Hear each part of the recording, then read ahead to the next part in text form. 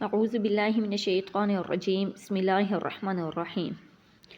الحمدللہ، آج ہمارا تیسرا سبق ہے۔ 2 اسباق ہم نے پڑھ لیے ہیں۔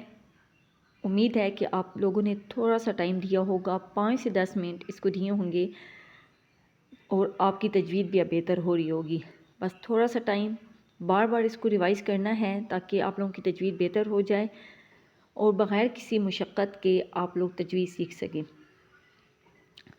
تو سبق پڑھنے سے پہلے جو لوگ آج اس کو جوائن کر رہے ہیں ان کے لیے ہے کہ وہ ایک دفعہ پچھلی ویڈیوز کو دیکھ لیں تاکہ وہ اپنا جو پچھلے اسباق ہیں اس کو ایک نظر دیکھ لیں اور اس کو بھی تھوڑا سا ٹائم دے لیں تاکہ ان کی تجوید بھی بہتر ہو جائے اور ہم آگے پھر ساتھ ساتھ شروع کر سکیں۔ آج ہمارا سین سے ہے، تو یہاں سے پڑھنے سے پہلے ایک دفعہ میں دوبارہ سے پیچھے سے دہراتی ہوں، پھر ہم اگلا پڑھتے ہیں۔ تختی نمبر اول، حروف مفردات۔ علیحدہ علیحدہ حرف کو مفردات کہتے ہیں۔ بسم اللہ الرحمن الرحیم۔ الف، با، تا، ثا، جیم، ح، خ، دال، ذال، را، ز۔ یہاں سے آج ہمارا نیا سبق ہے سین، شین، صاد، غاد۔ اب سین کو ہم نے کیسے پڑھنا ہے؟ بنا ناک کے اندر جانے کے، یعنی کہ اس کو ایسے پڑھنا ہے کہ ہمیں محسوس نہ ہو کہ ہمارا جو لفظ ہے وہ ناک کے اندر جا رہا ہے۔ سین، ایسے کر کے سین۔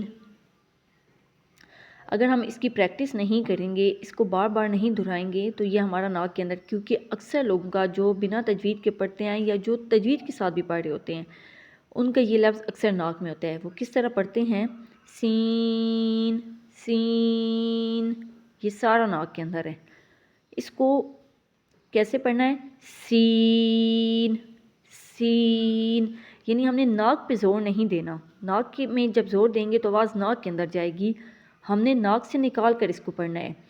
تو اس کو بار بار اس کی پریکٹس کرنے سے یہ صحیح ہوگا۔ تو آپ نے اس کو تھوڑا سا ٹائم دینا ہے۔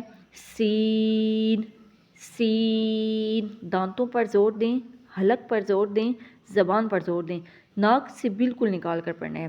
اسی طرح شین بھی ہے، شین، اس کو بھی ناک سے نکال کر پڑھنا ہے۔ اگر اس کو بھی ہم نے ناک پر زور دیا، دونوں کا سیم ہے کہ پھر یہ ناک کے اندر چلا جائے گا۔ اگر ہم اس کو ناک میں پڑھیں گے تو کیسے ہوگا؟ شین، شین، ایسے محسوس ہو رہا ہے جیسے ہم نے سارا اس کو ناک پر لے کر چلے گئے ہیں، تو اس لیے اس کو ناک سے نکال کر پڑھنا ہے۔ کیسے پڑھنا ہے؟ شین، سین، شین۔ اس کو صاد کو کیسے پڑھنا ہے؟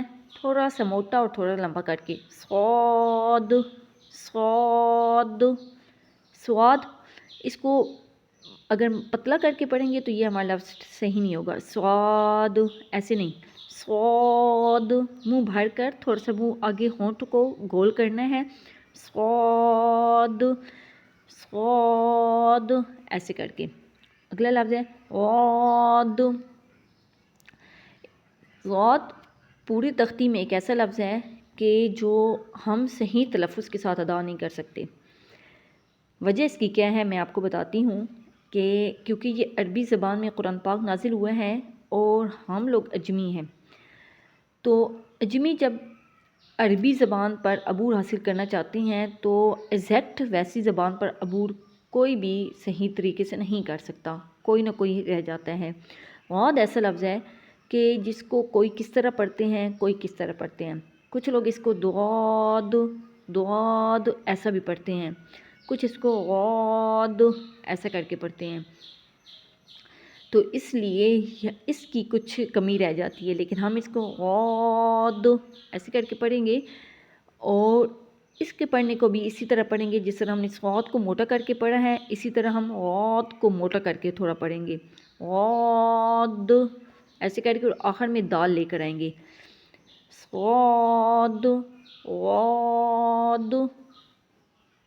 آج کے لفظ ہماری یہ 4 لفظ ہیں.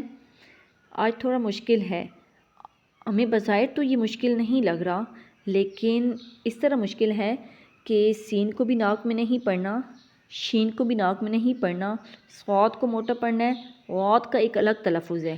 ہم نے یہ 4 جو ہیں اس کو باقاعدہ پریکٹس سے پڑھیں گے تو انشاءاللہ یہ ہمارا ٹھیک ہو جائے گا. بس آپ لوگوں نے اس کو 10 منٹ دینے ہیں، تھوڑی سی پریکٹس کرنی ہے. انشاءاللہ آپ لوگوں کا یہ ٹھیک ہو جائے گا. اگر آپ لوگوں نے اس کو آپ لوگوں کا ٹھیک ہو گیا یا آپ لوگوں کا کوئی بھی کویشچن ہے، آپ کمنٹس میں اس کو مجھے بتا سکتے ہیں. ٹھیک ہوا تو ڈن لکھ سکتے ہیں، کوئی کمی رہ گئی ہے یا کچھ مسئلہ ہے تو وہ بھی مجھے آپ لوگ بتا سکتے ہیں. السلام علیکم ورحمۃ اللہ وبرکاتہ.